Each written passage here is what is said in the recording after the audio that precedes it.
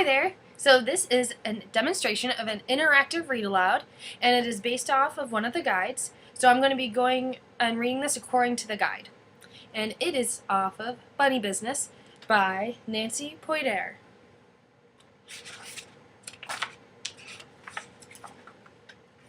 Once on a spring day, Harry spotted a puddle under the swings.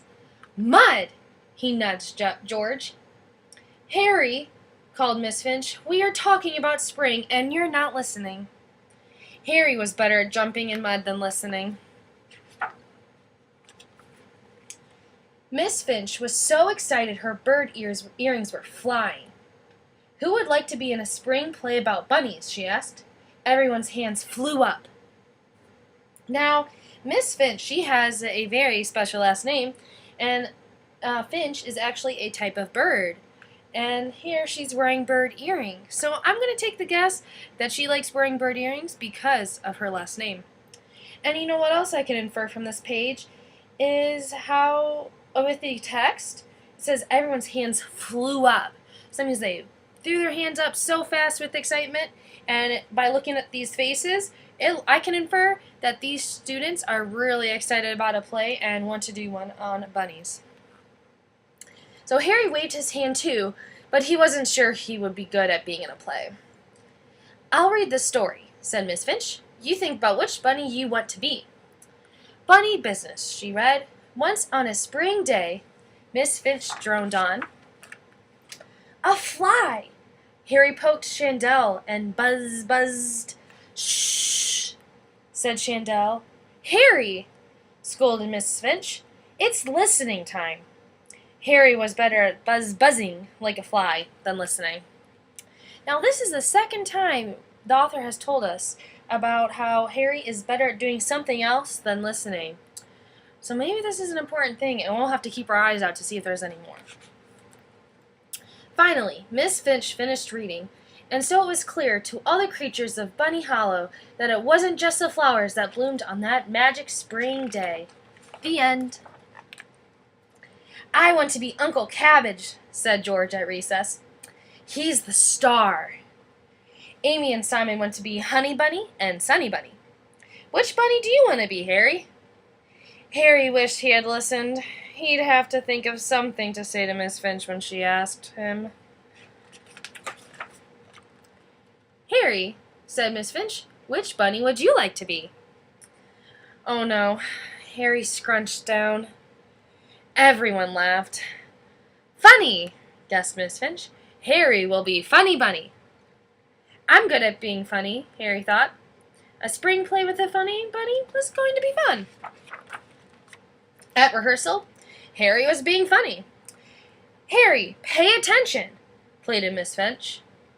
I can't star in a spring play with Harry, said George. He'll spoil it. Will not, said Harry. He felt bad. He wanted to be a star too, but didn't want to spoil it. Well, here Harry is acting funny, and he thinks that's all he's just supposed to do because he's Funny Bunny. But by the way of what Miss Finch is saying, telling him to pay attention, and when I look at these pictures, man, his classmates don't look very happy. They look actually kind of frustrated and confused with how Harry is acting. So I think I can make the inference that, he's not really doing what he's supposed to be doing. The next day, Miss Finch said they should listen like bunnies.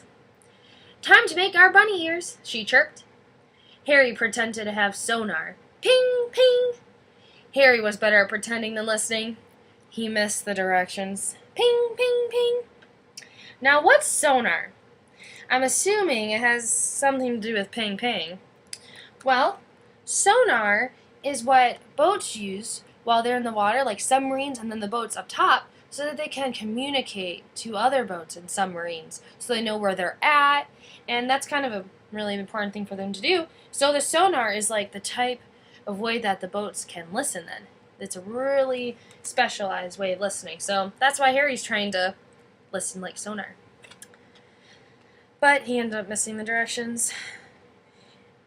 And you know what else? This is the third time now that he is better at doing something else than listening. So I think we can take the idea that Harry, he's not really that good of a listener. That's something very big about his character.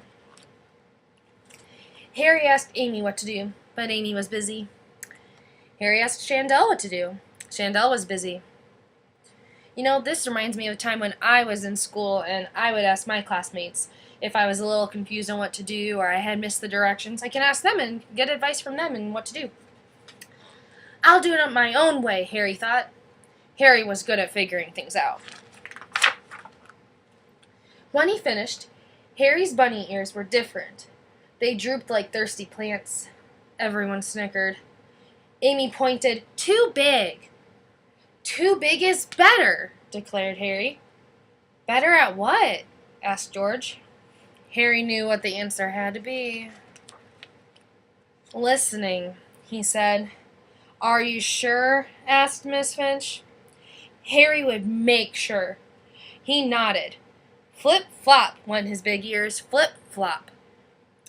Now here there's some irony going on. And irony is when the character does something that's opposite of what's expected.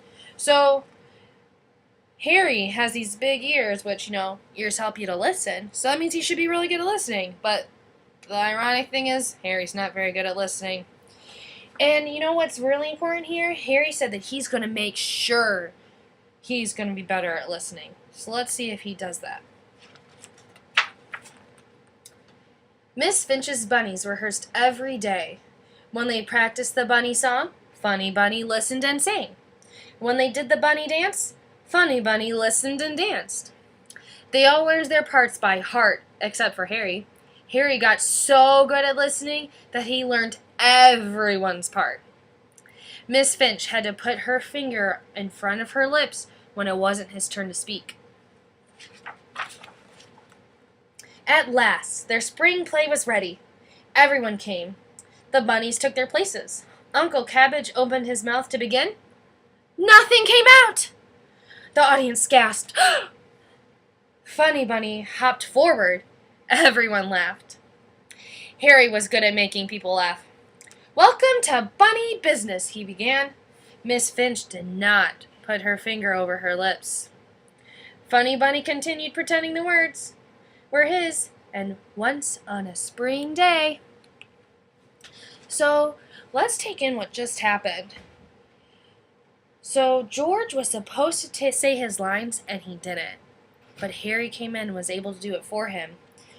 George had a thing called stage fright. That's when you get a little too nervous about performing in front of an audience where you just freeze and you can't say your lines. So, and that's kind of a really big deal in a play because a play is about actors and actresses saying their lines and acting. And George wasn't doing that. So, what would have happened if Harry didn't come in and start saying the lines to start the play? Well, maybe the play wouldn't have started. And there wouldn't have been a play then. So it was a really big thing that Harry was able to do in saving the play. And we know why Harry was able to do it because in the last pages, he was saying how he learned everyone's part. So he was able to do George's lines for him. He knew them. He did good listening. And now we can assume, since he did save the play, then maybe his classmates will see him a little bit differently because remember before they were nervous that he would spoil the play, but now he saved it. So maybe the characters will act differently. Harry stopped speaking when Uncle Cabbage finally found his voice. Miss Finch didn't need to remind him because everyone could see that Harry was better at starring in spring plays than spoiling them. At last, Uncle Cabbage said, and so it was clear to all the creatures of Bunny Hollow that it wasn't just the flowers that bloomed on that magic spring day. The end.